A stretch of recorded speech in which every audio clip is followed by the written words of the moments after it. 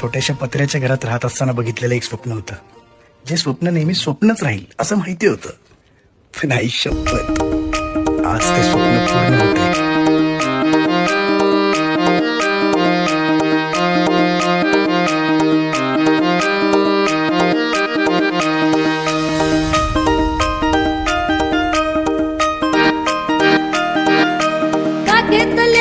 हातात झाड नाही वर्षणाची पाठी, कपडा न लागता रे घरगट भत्ता, फजिती होती माय मोठी